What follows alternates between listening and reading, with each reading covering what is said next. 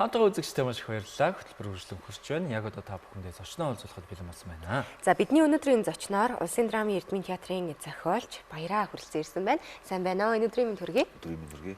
Урилгын минь хүлээвч ирсэн дэх баярлалаа. Баярлалаа. Улсын драмын Эрдмийн театрын сонь сагнаар хэдүүлээ яриагаа эхлэе гэж бодлоо. Ер нь бол маш их ажилтай байгаа. Маш их зүйл хийгдэж байгаа, тоглолтоо тавигдаж байгаа тийм ээ. Улсын драмын Эрдмийн театр завгүй хөвөрөө завгүй л явцгааж. Ер нь завгүй байж. Завгүй. Тэгээд энэ хавар бид нар Зарцаа намжилгээд хуучин 2017 онд тавьж ирсэн жүжигээ шинчлээд, бүрэн шинчлээд зохиол, найруулга, тавилт, жүжигчдийн хувьд бүрэн шинчлээд 3 ертөнцийн аялал гэдэг нэртэй жүжиг олгоод тавихаар бид нар уншлаханда одоо ширээний уншлага нөгөө хийцлийн шатанда явж байна. Бүр өргөн агуулгаараа манай Улсын драмын Эрдмийн театр өнгөрсөн жил дунд хугацааны стратеги баталсан байгаа. Дунд хугацааны стратеги гэдэг нь бол 2031 он хүртэл буюу Улсын драмын Эрдмийн театр байгуулагдсны 100 жилийн болох хүртэлх уран бүтээлийн чиг шугамаа ингээд бүгдийг гаргацсан стратеги гаргацсан гэж ойлгож байна. Тэр дагуу одоо ингээд ажиллаа явж байна. За Зарцаа намжил 3 ертөнцийн аялал илүү гоё дэлгэрэнгүй асуумаар байна тий. Ер нь хизэнээс тавигдаж эхлэх үү. За тэгээд одоос яг ямар үеийн дээр явж байгаа болон жүжигчдийн уран бүтээлчдийн тий. Мэдээж энэ хаврын гол жүжигүүдийн нэг болж ин л да Зарцаа намжил. Тэгээд 3 ертөнцийн аялал гэсэн шалтгаан нь болохоор нөгөө энэ зөвхөн Зарцаа намжил гэдэг бидний мэддэг нөгөө буддист үлгэр биш. Зөвхөн тэр үлгэрийн одоо лейтмотив гэж ярьдэн шүү дээ. Үндсэн шугамыг аваад бид нар тис ондоогоор шинжилж хийж байгаа юм. Тэгээд гол санаа нь бол гэр бүлийнхэн хамтдаа суугаад үздэг жүжиг хийя. Хүүхдүүдэд зориулсан биш. Гэр бүлээрээ ойлголцоод гэр бүлийн бүх гишүүдэд зориулсан. Өвөө эмээж гэсэн хүүхдүүдэд дагуулж ирээд үздэг. Хамгийн гол нь тэр жүжиг ойлголцол, гэр бүлийн ойлголцолд хөтэлдэг. Гэр бүлээс тасархай биш.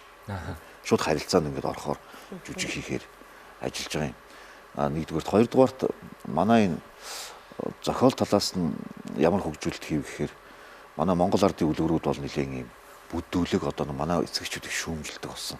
Манай Монгол ардын үлгэр бүдүүлэг байна, боловсруулалт муутай байна. Энэ нь бол ер нь ингээд судлаад үзэхээр үний юм шиг байна л да. Энэ одоо Францад одоо Шарль Ферро ч юм уу, Ханс Кристиан Андерсен энэ ч бүр 200-300 жилийн өмнө нөгөө Европын эртний үлгэрүүдийг бүгдийг ингээд нийлүүлээд ингээд гэр бүлийн хэрэгцээнд зориулаад яатсан, шинчилсэн юм байна. Гэтэл манайх чинь нөгөө нэг дугаар хорооны малчин тэр хүнийхээ амнаас гарсан яг оригиналаараа байгаа ямар нэгэн бүтээлч боловсруулалт ороогүй юм байна.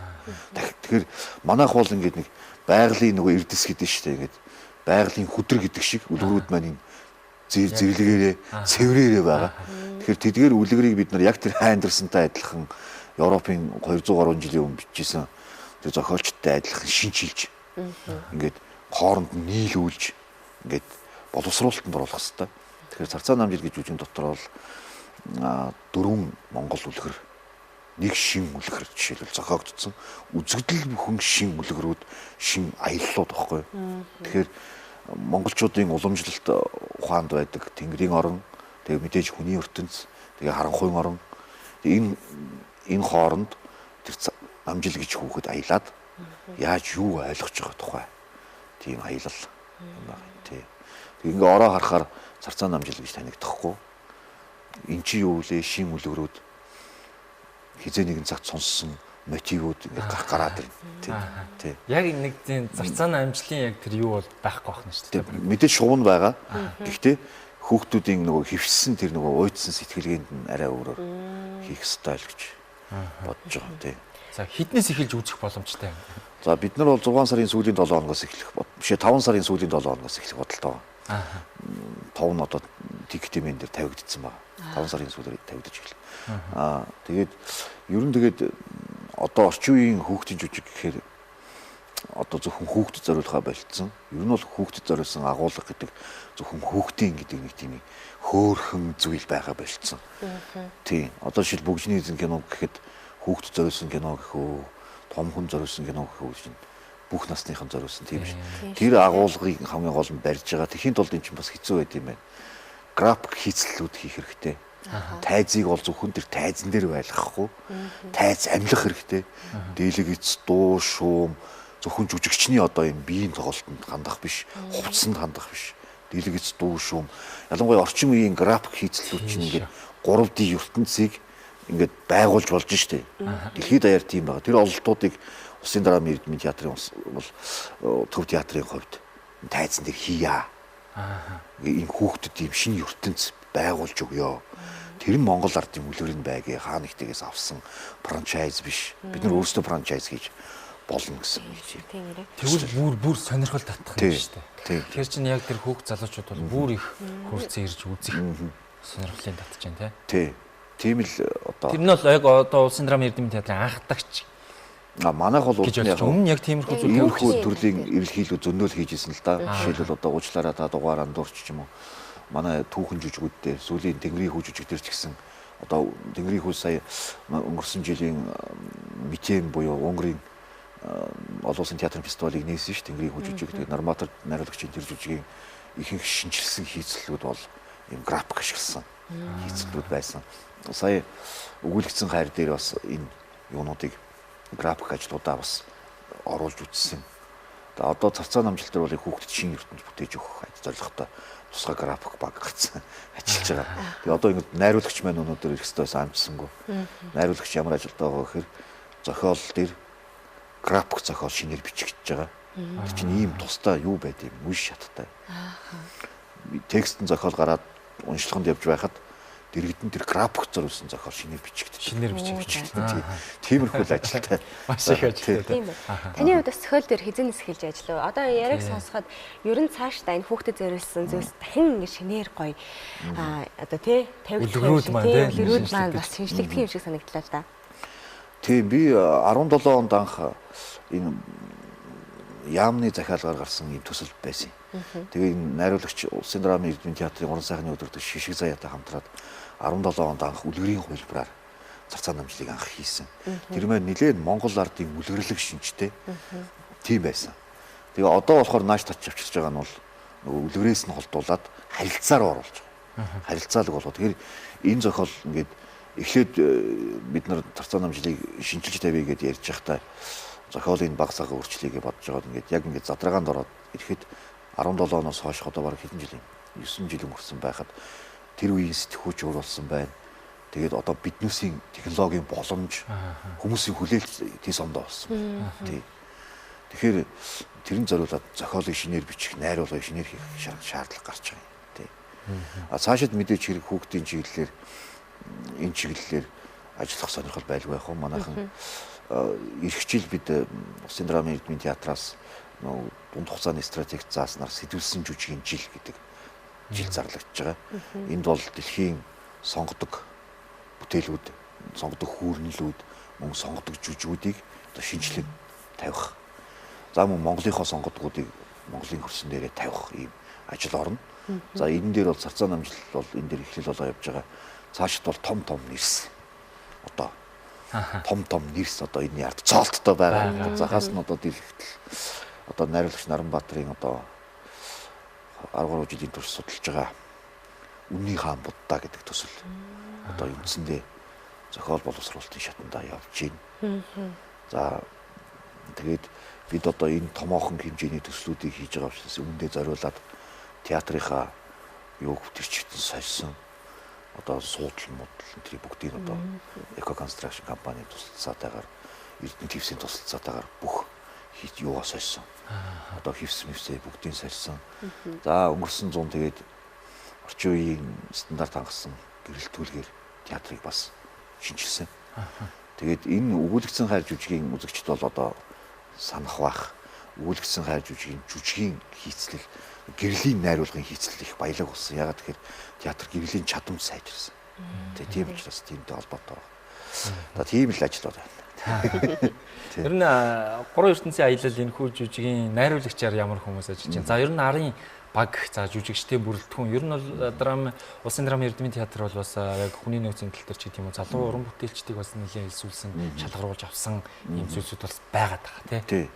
Манай зөвжлөх бүрэлдэхүүн жил болгоно л одоо ротацид ингээд шинжлэгч гэдэг студ анги студи ангид шинж жүжигчд аваад студи ангийн жүжигчд хэрвээ шаардлага хангуул ороод хангахгүй яваад тэгээд ингээд үргэлжийн юм 20 орчим хувийн амьд сэргэлттэй байдаг. Тэрийгээрээ ингээл сэлэгдээд явж байгаа. Нэр хүнд бүхээ томоохон ардын жүжигчд маань бас үндсэн жүжигчнэр бас ажиллаж байгаа. Явж ажиллаж байгаа тийм тал байна. Манай жүжигийн ерөнхий найруулагч бол Батчинзангийн Хишиг Заяа гэдэг. Манай театрын уран сайхны удирдагч. Соёлын урлагийн их сургуульд 20 гаруй жил багшилсан багш байгаа. За Хишиг Заяа багшийн гол одоо ажилласан карьер, найруулагчийн карьер бол үндсэндээ Монголын хамгийн олон хүүхдийн жүжиг тавьсан. Тэгээ хүүхдэд зориулсан жүжиг тавьсан. Тэгэхээр тийм учраас Хишиг Заяа багш одоо энэ жүжигийн шинжлэх амбицтай ингэ ажиллаж байгаа юм. За манай шинэхэн гавьяат Монгол Улсын гавьяа жүжигчин бол Монгол Улсын урлагийн гавьяа зүтгэлтэн болсон Ган Очир багш маань одоо юун дээр ажиллаж байгаа. Хөдөлгөөний найруулга дээр ажиллаж байгаа. Тэгээ Царцаагийн дүр бол одоо бидний мэд намжлын дүр бол бидний мэддгээс тэс сондоо дүр болж огсрогдож байгаа. Хөдөлгөөний хувьд жүжигчинд нэлээд хүнд шалгууртай. Цэвэр жүжигчнээс нэлээд хэцүү шалгуур хийн зөвхөн хөдөлгөөн нөөс гадна өөр ур чадварууд, хувьсах чадварууд шаардж байгаа. Тэгэхээр жүжигийн гол дүрийг одоо бол жүжигчин Тэмүүлэн одоо Voice Mongolia шоунд орсноор одоо хүмүүсийг таньдаг болсон. Манай 26 онд орсон тийм юу хийж байгаа. Царцаа намжлын гол дүр тоглож байгаа. Мөн Царцаа намжлын бас нэг Царцаа намжлыг бүтээж байгаа дүр маань манай залуу жүжигч Эрдэнэ болд гэдэг жүжигчин ажиллаж байна. График хийцэл дээр бол тусгай баг ажиллаж байгаа. Энэ баг бол тусдаар зарлагдаад явах бах. Зураач графикийн баг бол нэлээд олон бүрэлдэхүүнтэй. Жишээл хувцсны зураачаар бол Усын хүүхдэд театр ерөнхий зураач байсан манай Иг хот урагшлагатай залуу зураач ажиллаж байгаа гэх мэт. Ингээд ерөнхийдөө энэ дүрслэлийн баг бол нэлээд тустай баг сэдв болж ярихаар яригдах тийм баг бүрдээд ажиллаж байгаа юм. Мэтчлэн маш олон өргөн бүрэлдэхүүнтэй энэ хүү жүжиг. Хуучин бол манай Нисван Сантлагийн хөгжимчин Цацралт ах маань жүжигийн хөгжмийг бичсэн. Бүр 17 онд бичсэн үндсэн мотив хөгжим байгаа. Энэ хөгжим бас шинжлэгдэж байгаа. Тодорхой санаануудаа хадгалаад дахиад шинжлэгдэж байгаа. Хичнээн өдөр тоглохтой. Бид нэр 5 сарын сүүлээс эхлээд 6 сарын турш харж байгаа жүжиг. Тийм. Ягаад гэхээр эн чинь хүмүүс нөгөө хүүхдийн баярыг онлоод хийж байгаа гэж буруугаар ойлгодог. Гэтэл 6 сар гэдэг бол Монгол гэр бүлийн хувьд хамгийн таатай сар. Орой үдшийн цагаар гараад гэрүүлээрээ хийх заавал зургтын удирдлагын хүн байх албагүй. Улсынхаа хамгийн сайхан театр руу орж ирээд тэр шин суудал, хам хилэн суудал дээр суугаад гэрүүлээрээ тухтай орчныг мэдрэх нь зүйтэй гэж үзээд бас яг зуны пил хийсэн хөдөөний зугаалгаас өмнөх тэр 6 сарыг Монгол гэр бүлүүдэд зориулж тавьж өгч байгаа. Нэгдүгээрс бол хоёрдугаарт юу ер нь нэг тийм санаатай юу. Энэ бол бас нэг хичээл сургууль гэсэн амарчин тий.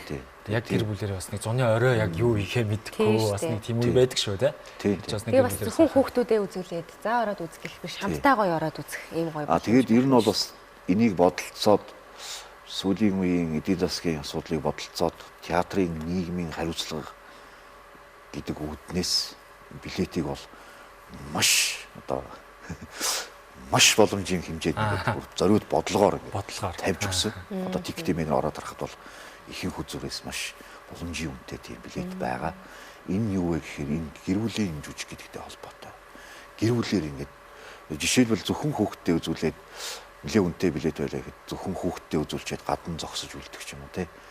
Энэ бас Монгол гэр бүлүүд хэцүүч боломж ямар байгаа билээ. Жишээлбэл одоо 100 мянган үнэтэй билетийг бүх гэр бүлээрээ авах боломж айлуудад байгаа билүү гэдэг ч юм уу те. Тэгэхээр бид нэр үүнийг бодолцоод гэр бүлээрээ үзээсэй гэсэн үүднээс юм сэтүүд гаргаж санал болгож байгаа юм те. За маш их баярлалаа. Бидний ярилцах хугацаа өндөрлөх төгссөн байна. Тэгээ маш хурдан өнгөрлөө тийм.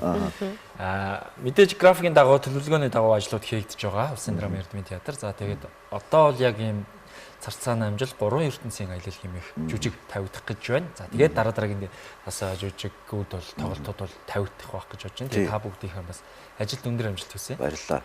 Энэ жил нөгөө манай нэрэмжит одоо их найрагч Дашторжийн нацгал оржийн 120 жилийн ой тохиож байгаа. 120 жилийн ой зориулаад манай театрын ерөнхий найруулагч Төвшингийн Жаргаагүй нар гэдэг жүжиг намар тавигдахаар одоо бэлтгэл ажилдаа ороод байна. Тэрнээс гадна намар бас одоо дэлгэх сюрпризүүд бас өгсрөгдөж байгаа. Тэгэхээр Улсын драмын эрдмийн театр гэрэлтүүлгээс эхлээд гიშгэх газраас эхлээд харах өнцөг хүртэл бүгдийг шинжилсэн байгаа эрхэм үзэгчд маань гэр бүлээрээ театрыг зорин ирээрээ театрын болцоо хамгийн тусламжтай болцоо байдаг. Мөн бити мартаарай гэж хөрмаараа. За маш их баярлалаа. За. Баярлалаа үзэгчдээ өнөөдрийн зочноор Улсын драмын эрдмийн театрын зохиолч Баяраа оролцлоо. За хамтаас үзэгчдтэй маш их баярлалаа. Хөтөлбөрийн төрөд өндөрлөж байна. Маргааш энэ цагта ирэх уулзлаа. Тэр баяртай.